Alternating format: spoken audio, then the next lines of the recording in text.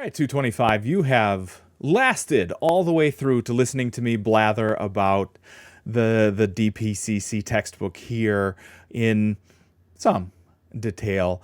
What the last chapter in the textbook challenges you to do is, and what I want you to do is squint away the word project and swap in instead story. What story do you want to tell with your images? Are you telling a one-shot story? So, think about the most famous images you've seen: the sailor on VE Day, the girl with the green eyes from the National Geographic cover, the gentleman working on a skyscraper eating lunch. That one makes me nauseous every time because I would die. Those famous images tell a story in one shot, and that's great, but that's only a part of it. If you think about telling stories in the medium that we have now, so in the medium of the web, what is what are the platforms that we use to tell these stories? Well, it's okay. It's things like Threads and Instagram. It's things like YouTube, frankly. So those are the media. How is it that or the medium? And so how is it that we tell our story given those mediums? Well, we have series of images. If we have series of images, think about things like a travel blog. That is perfectly acceptable use of photos for the web, a travel blog. Think of how those work. We get daytime, we get morning, we get nighttime images. It tells a story by bringing us through there. A wedding photography is a story. I used to help on wedding photography, and I've never felt as much pressure as that in all of my life, because I am always absconded, or was always absconded, by like brides and mothers and everything else, and it has to be perfect, and you can feel like the unbelievable pressure of perfect photography. And yes, it's true. You tell the same story every time. This is the venue. This is the bride. Here is the groom. Here's the party. This is the food.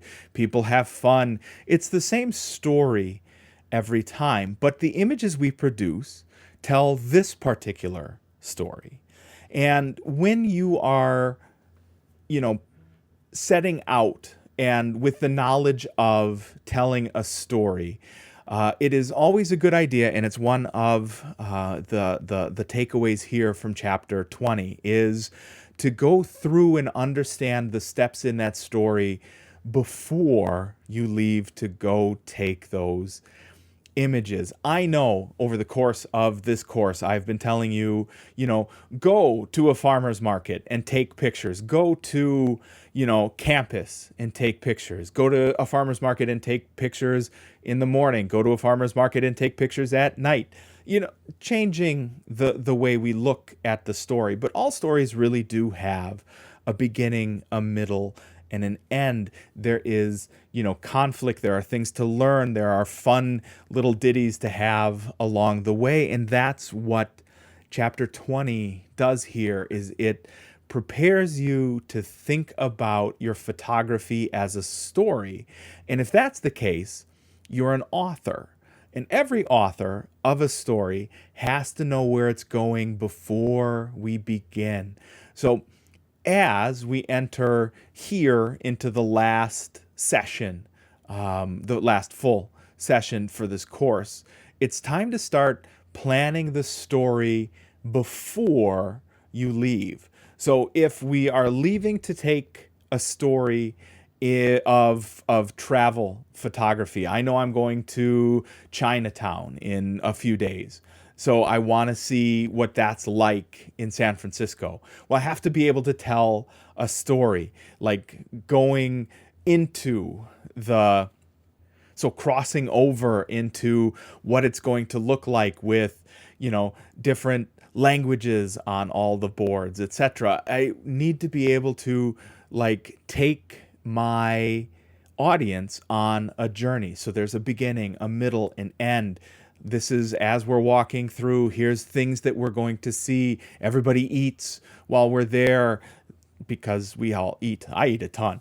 We have to, what it's like when we leave, how can we display all of those things? The story is mapped out beforehand. And the tighter it is that we have kind of control, we have these edits on the story, the better the story is going to be on the other side. So here in chapter 20, our last chapter, it's okay, now that we can think like a photographer, now that I can see like a camera, what do I do to tell a story like a storyteller would?